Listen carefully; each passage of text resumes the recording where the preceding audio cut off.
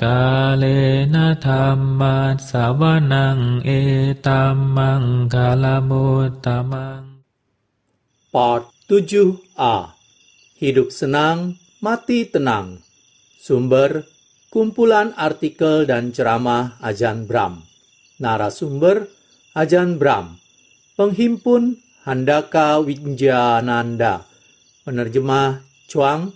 Penyunting, Handaka Wijnananda. Cetakan pertama, Februari 2009. Ehipasiko Foundation. Bab 10. Berlatih di dunia ini. Ceramah ini disampaikan oleh Ajahn Brahmawangso kepada umat awam pada 26 April 2003 pada penghujung retret 9 hari. Retret yang kita jalani telah usai. Petang ini, Anda semua akan pulang. Kembali ke wihara Anda, ke tempat lainnya, ke ceramah lain, atau ke retret lainnya. Apa sebenarnya yang kita lakukan? Bagaimana kita memanfaatkan semua momentum yang telah kita bangun selama retret ini? Hal pertama yang perlu disebutkan adalah Anda harus sangat hati-hati ketika meninggalkan retret ini, berkendaraan pulang, dan kembali memasuki dunia. Terkadang Anda tidak menyadari betapa Anda bisa menjadi begitu damai dan tenang dalam retret semacam ini. Setiap orang di sini pergi ke arah yang sama, jadi kita tidak banyak membanding-bandingkan diri kita. Kadang, Anda berpikir bahwa Anda tidak benar-benar pergi kemanapun selama retret ini. Tetapi saya jamin Anda, karena ketenangan Anda, perspektif damai Anda, ketika Anda pergi keluar dari pintu-pintu ini dan masuk ke dalam lalu lintas dunia, kebisingan dan kegelisahan akan tampak sebagai kegilaan mutlak. Saya mendorong orang-orang sebelum mereka berkendara pulang untuk masuk ke mobil mereka dan menyetir jalanan kecil untuk beberapa menit untuk kembali membiasakan diri mereka dengan dunia. Terkadang sangat sulit untuk merespon ketika seseorang mencoba memotong jalan Anda atau ketika lampu lalu lintas mendadak menjadi merah dan Anda harus cepat-cepat menginjakan kaki Anda di atas pedal rem. Alih-alih menginjak rem, bisa jadi Anda malah berkata, biarlah, jangan mengendalikan. Jadi mohon, periksalah diri Anda sebelum Anda pergi. Luangkan sejenak waktu bagi diri Anda untuk benar-benar kembali ke dunia. Jangan lengah. Saya ingat saat pertama kali pergi ke sebuah retret. Kejadian itu sebetulnya sudah bertahun-tahun silam. Di sebuah wihara kuasi Tibetan di Skotlandia Utara. Saya sedang bermeditasi dan asyik dengan hal itu. Setiap orang di tempat itu juga melakukan hal yang sama. Jadi saya benar-benar tidak menyadari apa-apa sampai saya meninggalkan retret dan kembali ke London. Benar-benar mengejutkan. Betapa ributnya orang-orang. Betapa kalutnya mereka. Betapa kerasnya mereka berbicara. Dan betapa buru-burunya mereka bergerak. Saya tidak sadar bahwa saya telah sangat melambat. Jadi, satu hal yang Anda sadari tak kala Anda kembali ke dunia ramai adalah bahwa sekarang Anda memiliki sesuatu untuk dibandingkan dengan diri Anda. Saya jamin, Anda akan menemukan bahwa Anda telah berubah secara luar biasa, lebih daripada yang Anda duga. Bersikap lembutlah kepada diri Anda ketika Anda kembali ke rumah. Begitu mudah melemparkan semua kedamaian, semua ketenangan, dan semua kebijaksanaan yang telah Anda raih pada sebuah retret semacam ini. Sesuatu yang memalukan bahwa terkadang kita menganggap kualitas-kualitas tersebut sebagai hal yang biasa-biasa saja. Kita berpikir bahwa begitu kita telah mengembangkan kualitas-kualitas hebat ketenangan, keheningan, kedamaian, kecukupan hati, dan kemerdekaan, mereka akan selalu ada. Dan karena itu, kita tidak sungguh-sungguh menjaga mereka. Kita tidak mengamankan mereka. 4 pengupayaan benar perlu dicamkan dalam pikiran. Pengupayaan keempat barangkali yang paling penting. Seolah-olah Buddha sengaja menaruh yang terbaik di belakang. Pengupayaan benar keempat itu adalah meditator berjuang dengan segenap tenaga dan mengerahkan pikiran untuk menjaga, mengembangkan, memelihara, dan membantu pertumbuhan setiap pemikiran bermanfaat dan piawai yang muncul di dalam pikiran. Anda menjaga dan memelihara mereka, sehingga mereka dapat tumbuh lebih kuat. Kadang, Anda mengerahkan segala upaya untuk mencegah hal-hal buruk, mengerahkan segala daya untuk memupuk, dan menumbuhkan hal-hal baik. Tetapi, begitu hal-hal baik itu muncul, Anda lengah dan membiarkan hal-hal baik itu lenyap begitu saja. Karena hukum ketidakkekalan, penderitaan, dan ketiadaan diri, dan karena kotoran batin di dunia, kebaikan menjadi sangat rentan. Kebajikan memerlukan perawatan dan perlindungan. Jika tidak begitu, kebajikan menjadi terlalu mudah takluk dan hilang karena kekuatan-kekuatan destruktif di dunia. Kita tahu bahwa hal-hal seperti kedamaian dan kebajikan, kasih dan kebebasan begitu mudah hilang di dunia ini karena kelengahan kita. Itulah sebabnya mengapa Buddha bersabda agar kita jangan lengah, agar berhati-hati dan menjaga keadaan yang baik, keadaan yang bajik, keadaan yang penuh kasih yang telah Anda kembangkan. Ketika Anda meninggalkan retret ini, lihatlah apakah Anda dapat menjaga permata yang sangat berharga ini yang telah seseorang berikan kepada Anda. Permata ini sangat berharga. Entah seberapa jauh Anda telah melaju dalam meditasi Anda, setidaknya Anda telah sampai ke suatu titik. Saya jamin itu. Saya tahu itu. Anda telah memperoleh suatu keadaan kedamaian, kebebasan. Jika hal itu sekedar rasa kebebasan, sekalipun rasa kebebasan itu mungkin hanya tampak sebagai sepercik cahaya di ujung lorong panjang, Anda telah berada lebih dekat daripada apa yang biasanya Anda miliki. Anda telah melihatnya sendiri. Ya, memang ada yang namanya kebebasan, kedamaian, dan kecukupan hati. Dan di sanalah kebahagiaan itu sesungguhnya berada.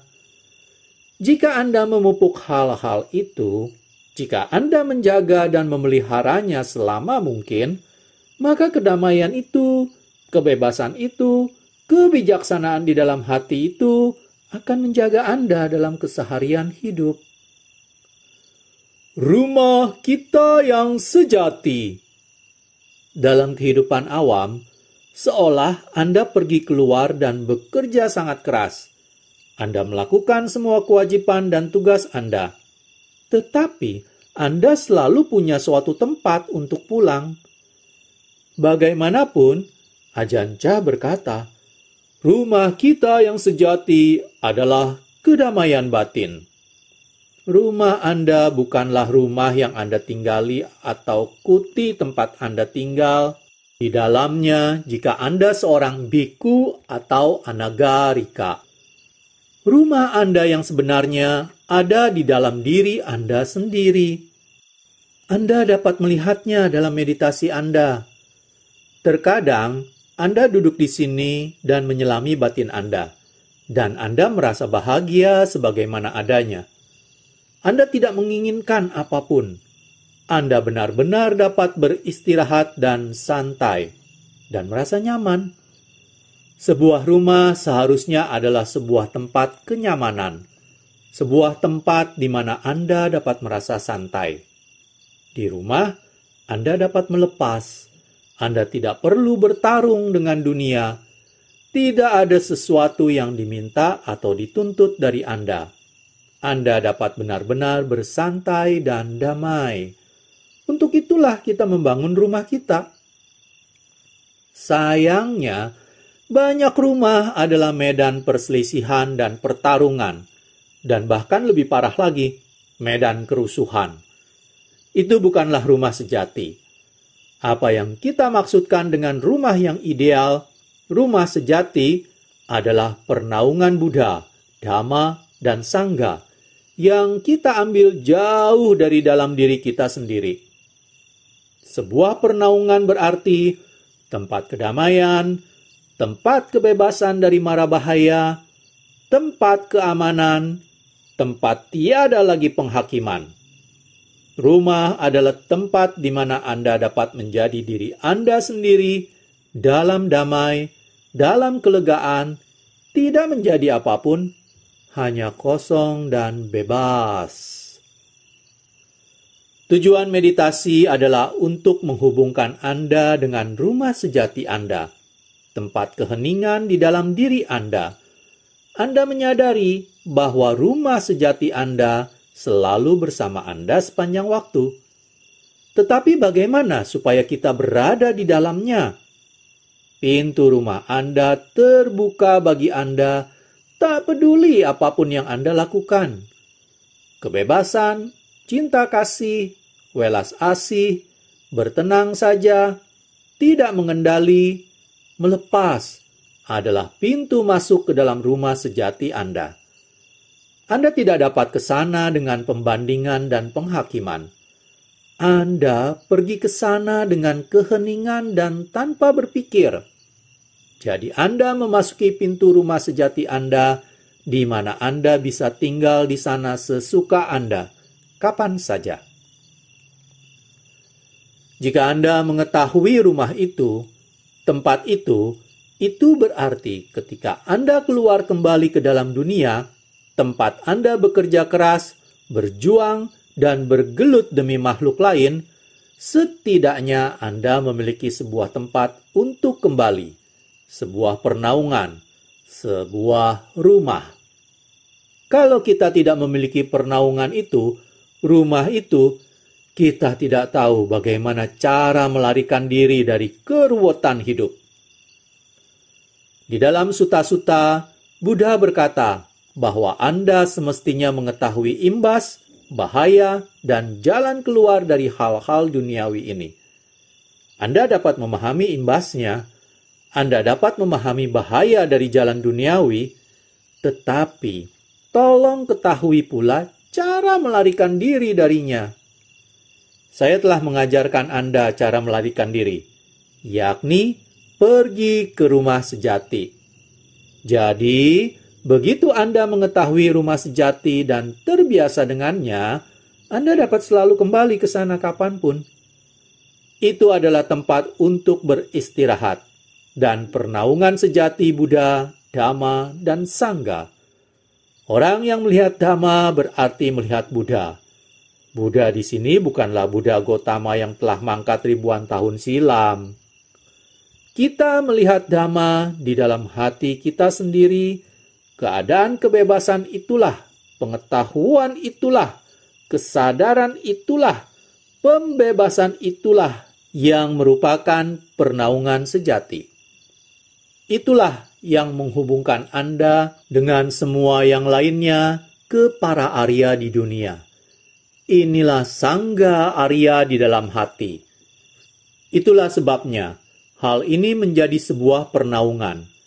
Karena berada di dalam relung diri kita. Anda mengetahuinya sebagai sebuah pernaungan, karena apapun yang Anda lakukan di dunia luar, Anda selalu dapat kembali dan melepaskan lelah. Kita bisa pulang untuk secangkir teh dan benar-benar santai di dalam pernaungan rumah sejati kita. Tak kala Anda keluar rumah setiap pagi, maksud saya bukan rumah Anda, tetapi rumah sejati Anda keluar untuk menunaikan tugas dan pekerjaan Anda. Tetapi Anda tahu bahwa Anda selalu punya sebuah tempat untuk kembali, sebuah tempat beristirahat dan berdamai. Inilah yang kita lakukan di dunia. Saya pergi ke Sydney sore ini. Saya pergi untuk berkarya di sana. Tetapi saya membawa serta rumah sejati saya. Kapanpun Anda merasa lelah atau stres, Anda dapat pulang ke rumah sejati Anda. Itu adalah sebuah sumber daya yang luar biasa. Terkadang, sebagai biku sepuh, Anda melakukan banyak hal, dan Anda merasa sangat lelah secara fisik.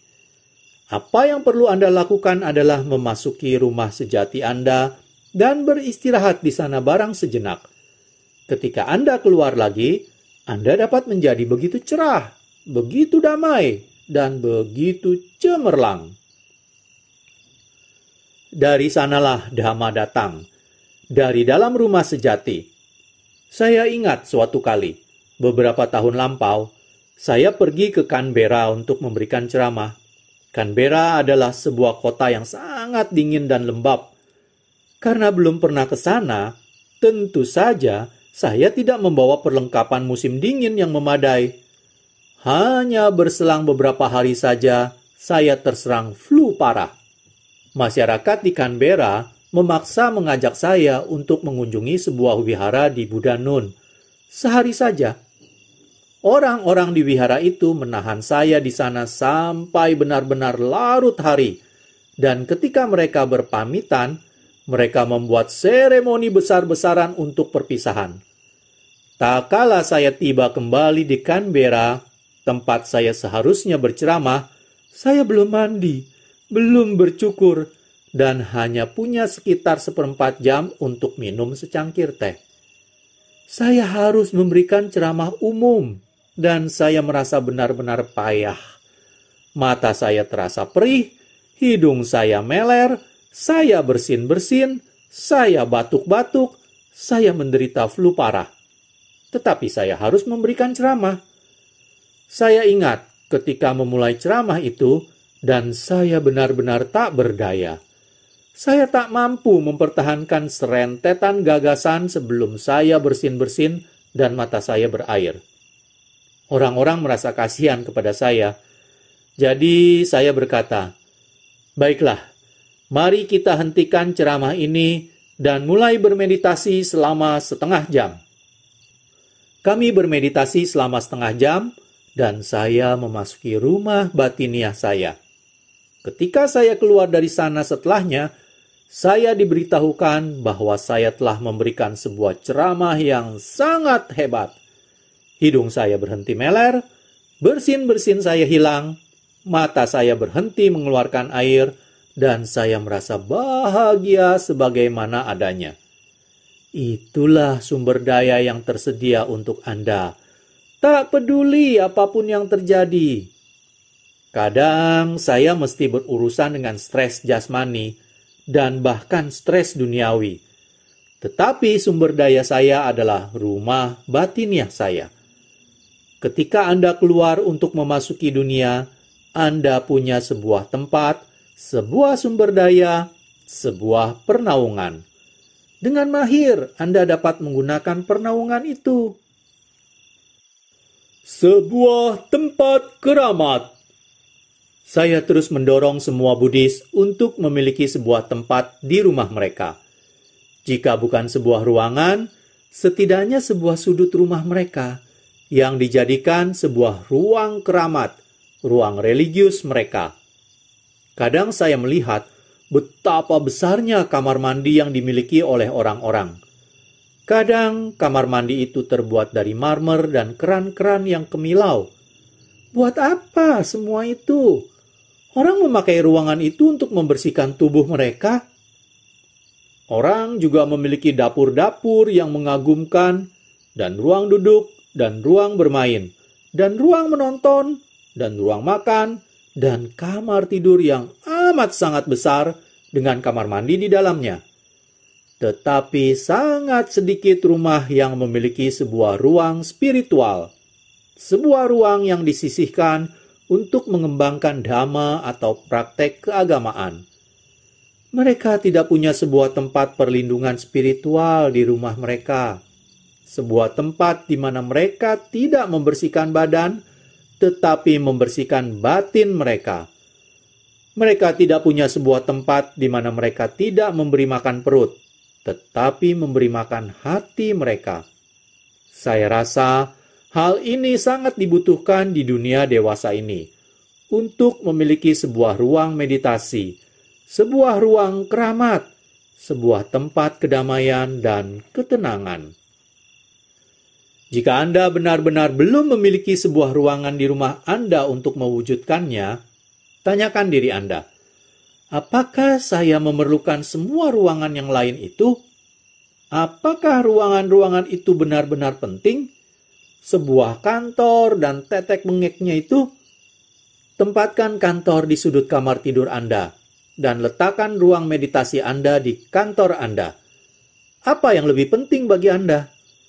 Tetapi jika Anda tidak punya ruangan semacam itu, setidaknya manfaatkanlah sebuah sudut kamar yang sunyi, sebuah tempat yang sunyi, di mana Anda dapat meletakkan arca atau gambar-gambar Buddha Anda dan buku-buku dhamma Anda.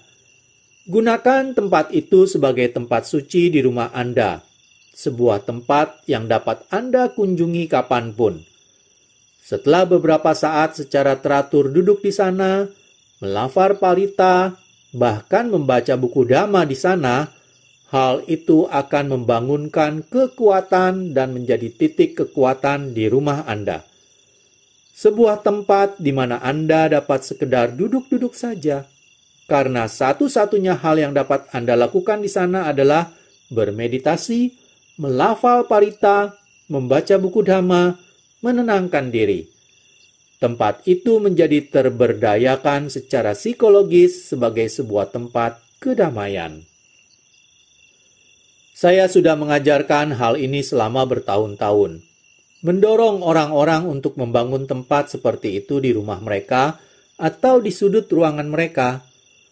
Orang-orang telah memberitahukan saya kisah-kisah hebat tentang apa yang terjadi ketika mereka memiliki tempat hening semacam ini. Tak kala mereka merasa jengkel atau marah, atau beradu mulut dengan istri atau suami mereka, mereka cukup menarik diri ke sudut hening mereka dan duduk bermeditasi selama beberapa saat. Hal itu menyelamatkan banyak pernikahan dan menyembuhkan banyak rasa sakit. Sebuah keluarga pernah bercerita kepada saya bahwa putra dan putri mereka bertengkar dan berkelahi. Si putra memukul si putri, atau begitulah. Dan alih-alih memukul balik, si putri berlari ke dalam kamar tidur ibunya. Duduk di sudut keramat dan bermeditasi selama beberapa menit di sana. Orang tuanya sangat terkesan, karena mereka tidak pernah mengajarkan putrinya untuk melakukan hal itu. Si putri hanya merasakan bahwa tak kalah hatinya begitu kecewa ketika dia begitu takut, begitu gelisah, itulah tempat yang mesti dituju. Adalah hal yang luar biasa bagi keluarga Anda untuk memiliki tempat seperti itu. Jadi orang-orang dalam keluarga Anda, entah Anda sendiri, pasangan Anda, atau anak-anak Anda, akan memiliki sebuah tempat, sebuah pernaungan yang mengingatkan mereka pada rumah sejati mereka. Ketika Anda memiliki sebuah tempat yang keramat di dalam rumah Anda, pastikanlah bahwa Anda tidak menggunakannya untuk hal-hal lainnya. Tolong, hormatilah kesucian wilayah tersebut. Jangan gunakan tempat itu untuk mendengarkan radio atau CD, atau menulis buku, atau apapun lainnya. Itu adalah sebuah tempat suci, sebuah tempat untuk tidak melakukan apa-apa, sebuah tempat relaksasi. Di tempat lain manapun di dunia, Anda harus berjuang, mengerahkan kendali, menunaikan tugas, dan melaksanakan pekerjaan yang diharapkan dari Anda. Anda harus menahan diri dari orang-orang tolol yang menyuruh Anda untuk melakukan hal-hal bodoh. Tetapi faktanya adalah bahwa tak kala Anda pergi ke sudut kecil Anda dapat merasa damai di sana dan melepas. Itu adalah wihara kecil Anda, pernaungan kecil Anda, puncak nazar di rumah Anda yang sangat membantu. Ini sedikit masukan buat Anda. Kadang kita dapat menemukan sebuah tempat yang cocok sekalipun ketika kita tidak berada di rumah kita sendiri. Bahkan ketika kita berada di tempat kerja kita. Baru-baru ini, saya membaca tentang seseorang yang telah melakukan sesuatu yang sangat piawai untuk dapat bermeditasi saat kerja. Orang ini tidak dapat menemukan sebuah tempat untuk bermeditasi. Dia tidak dapat duduk dan bermeditasi di dalam kantornya. Karena Anda tahu seperti apa jadinya. Anda duduk di kantor Anda tidak melakukan apa-apa, dan seseorang akan menghampiri Anda dan meminta bantuan Anda. Mereka tidak akan membiarkan Anda sendirian, karena setiap orang sibuk dan mereka pikir Anda sedang tidak melakukan apa-apa. Jadi Anda pastilah sedang leluasa. Bukan leluasa dalam damai, tetapi leluasa untuk menolong mereka. Anda kan sedang tidak nganggur saat ini. Bisakah Anda membantu kami? Mereka tidak menyadari bahwa tidak melakukan apa-apa dalam bermeditasi adalah begitu penting dan berharga. Masyarakat kita tidak menghargai kedamaian. Mereka pikir hal itu sia-sia belaka. Itulah sebabnya mengapa orang yang sibuk cenderung membuat orang lain ikut sibuk, karena mereka tidak menghargai kedamaian. Jadi orang ini memutuskan bahwa setiap 1 jam, dia akan menutup mata dan bermeditasi selama 1 menit. Tentu tidak bisa persis setiap jam tertentu, karena jika ada percakapan telepon atau temu pelanggan atau sesuatu, dia akan menundanya sejenak. Tetapi setiap jamnya, dia akan selalu bermeditasi selama 1 menit. Dia akan menutup mata dan duduk di kursinya, tenang dan menikmati kesadaran momen saat ini. Hening dan bernapas. Itu indah. Dia hanya mengalami 1 menit keheningan dan ketenangan. Hal itu berhasil dengan baik karena orang-orang yang berjalan melewatinya melihat dia menutup mata, mengira dia sedang berpikir tentang sesuatu atau sedang membuat sebuah keputusan. Orang-orang tidak tahu apa yang sedang dikerjakannya. Karena tidak berlangsung lama, mereka tidak memusingkan dia. Dia mengalami 1 menit kedamaian setiap jam saat bekerja. Di kantornya, tak seorang pun tahu apa yang diperbuatnya, dan dia terus melakukannya. Coba bayangkan jika Anda pergi ke kantor dan duduk bersila di sudut. Bos Anda akan datang dan berkata, "Kami tidak menggaji kamu untuk melakukan hal itu. Balik ke komputer dan kerja." Tetapi hal itu tidak terjadi. Dia hanya mengambil 1 menit keheningan setiap jam di mejanya. Jadi dia tidak terus-terusan istirahat. Setelah 59 menit bekerja keras, dia mengambil rehat 1 menit untuk menenangkan diri. Orang ini menemukan bahwa dia menjadi lebih berkesadaran untuk 59 menit berikutnya, dan dengan begitu, ia dapat mengerjakan lebih banyak hal. Dia menjadi lebih waspada, memahami masalah lebih cepat. Dia benar-benar menjadi pekerja yang jauh lebih baik setelah keheningan 1 menit itu. Manajemen yang baik.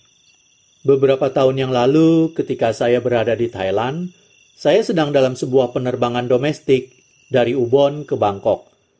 Saya mendapatkan 1 eksemplar koran Bangkok Post untuk dibaca.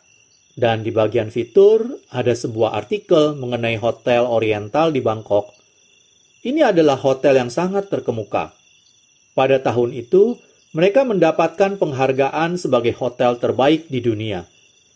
Orang di Thailand sangat terkesan dan senang dengan penghargaan hebat yang diberikan kepada salah satu hotel mereka. Jadi karena itulah, semua bagian artikel fitur memuat tentang Hotel Oriental. Penulis fitur istimewa tersebut mewawancarai manajer hotel itu dan bertanya kepadanya, "Mengapa hotel Anda bisa memenangi penghargaan hebat ini untuk tahun ini? Apa rahasia Anda? Tolong ceritakan kepada kami hal-hal yang Anda lakukan untuk membuat hotel Anda pantas memenangi sebuah penghargaan internasional." Salah satu hal yang manajer itu ungkapkan adalah setiap tahun dia mengirim setiap stafnya, mulai dari porter dan tenaga kebersihan sampai ke concierge, juru masak, dan para manajer ke wihara untuk bermeditasi selama seminggu.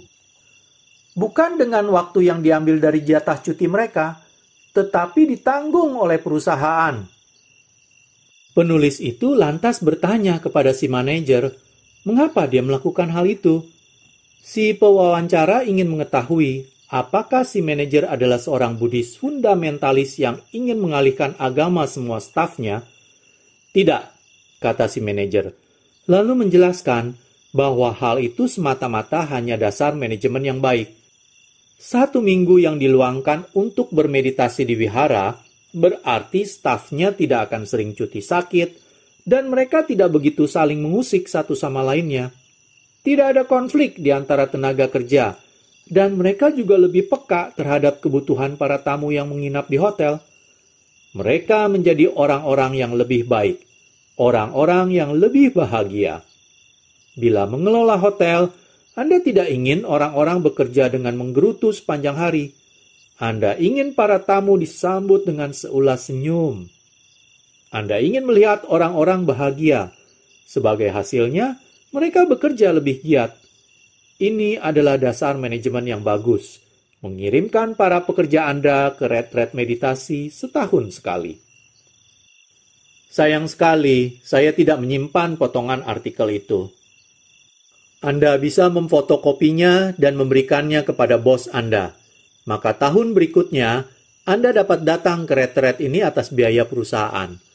Anda bisa bilang kepada bos Anda, dapatkah Anda membayar $230? Ini demi kepentingan perusahaan Anda.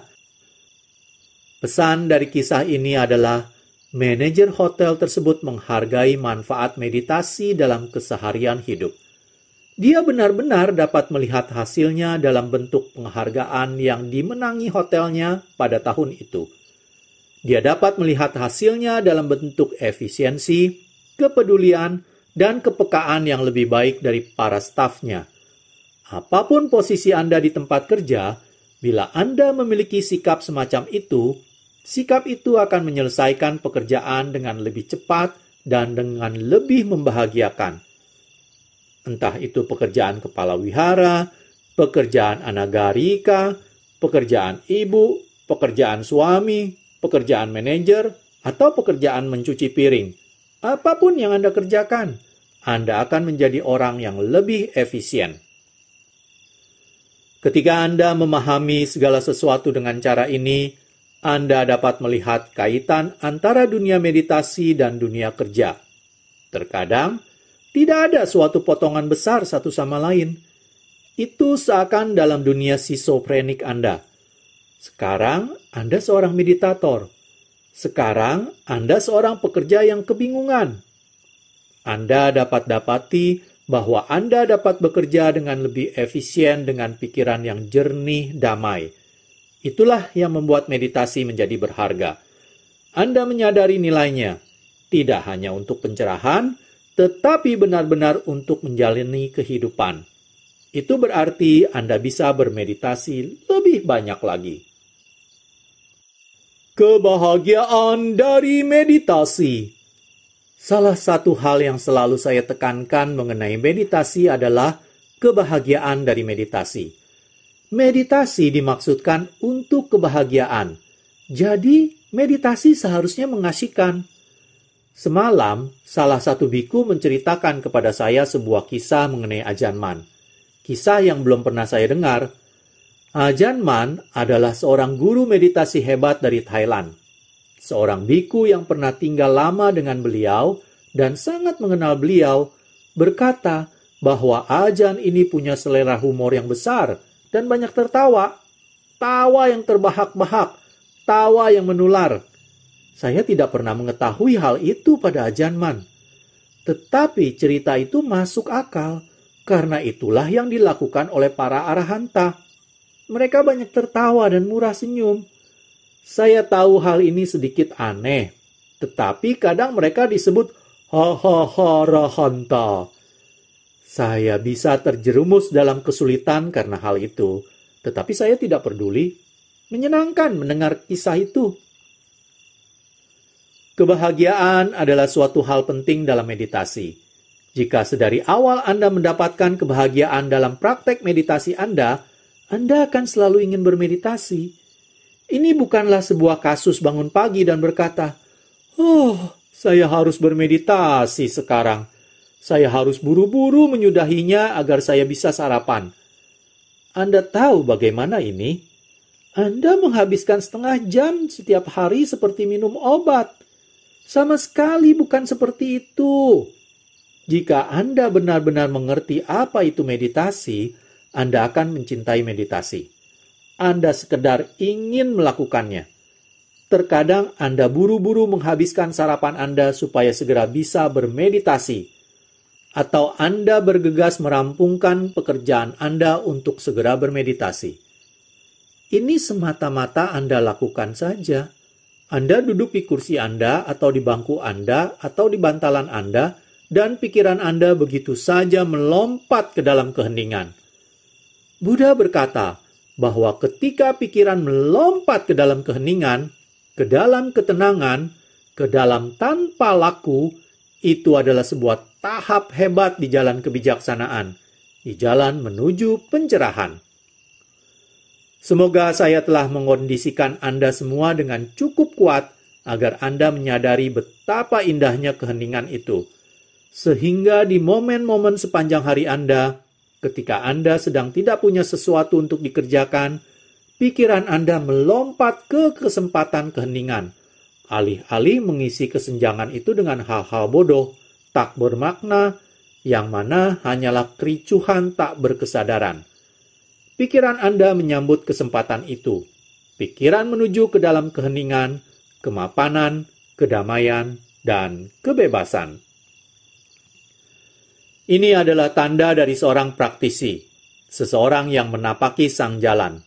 Ini adalah tanda dari seseorang yang memiliki kebijaksanaan memadai, sehingga pikiran mereka menyadari apa yang menarik bagi pikiran itu sendiri. Sehingga pada pagi hari atau petang hari, pikiran melompat ke bantalan meditasi Anda. Meditasi Anda bukan pengobatan, bukan sejenis penghukuman, bukan sejenis penebusan dosa. Meditasi adalah sesuatu yang semata-mata ingin Anda lakukan. Alasan mengapa sebagian orang Kristen tidak pergi ke gereja adalah karena hal itu membosankan. Mereka tidak suka pergi ke sana. Mereka tidak melompat bangun karena itu adalah hari Minggu dan berkata, "Ayo pergi ke gereja, ayo ke sana dan dengarkan ceramah yang bagus." Hal ini sudah menjadi membosankan dan tidak asik. Itulah sebabnya orang-orang di barat sudah kabur dari gereja. Orang-orang juga dengan cepat akan kabur dari meditasi dan berhenti bermeditasi, kecuali mereka menemukan keasikan darinya. Jadi mengembangkan keasikan dalam meditasi Anda di rumah dan di sini, dimanapun Anda berada, adalah cara menyinambungkan praktek tersebut. Sedikit demi sedikit, asalkan Anda terus mempraktekannya dalam keseharian, mempertahankannya demi keasikan, demi kedamaian, demi sebuah tempat kebebasan. Anda tidak punya pilihan lain. Anda hanya punya pilihan ini saja. Sebagian orang berkata, dan saya memahami hal ini dengan sangat baik, karena ini adalah hal yang sama ketika saya masih sebagai umat awam, bahwa jika Anda tidak bermeditasi sehari saja, itu sama seperti tidak makan. Hati Anda terasa sakit, tak berkekuatan, dan Anda dapati diri Anda menggerutu, marah-marah, karena Anda tidak mendapatkan santapan kebahagiaan itu. Tak masalah jika orang bilang Anda kecanduan meditasi. Bagus, canduilah kedamaian, kebahagiaan, canduilah kebebasan. Itu adalah hal-hal yang baik yang perlu dicandui. Sebagian orang berkata, Anda tidak seharusnya melekati hal-hal ini, dan mereka mengutip perumpamaan tentang rakit. Buddha mengatakan bahwa rakit hanya dipakai untuk menyeberangi sungai dari satu tepi ke tepi lain. Tetapi Anda semestinya tidak melekat pada rakit itu. Majjhima Nikaya 22.13. Anda harus meninggalkan rakit itu ketika Anda sudah sampai ke seberang. Tetapi tentu saja Anda mestinya tidak membuang rakit itu saat berada di tengah-tengah sungai. Itulah yang kebanyakan orang lakukan. Jadi, melekatlah pada rakit ini. Lekatilah meditasi Anda. Lekatilah sila-sila Anda. Dan lekatilah kebajikan. Dari perumpamaan ini, pahamilah pentingnya keadaan penuh kedamaian itu. Pentingnya kebajikan. Lalu Anda akan mendapatkan upahnya. Jalani sila. Ingatlah kembali kebajikan, kedermawanan, kebaikan hati, dan ketidakegoisan yang telah Anda perbuat sepanjang tahun. Maka Anda akan mendapatkan upah dalam meditasi Anda. Upahnya adalah pikiran yang indah.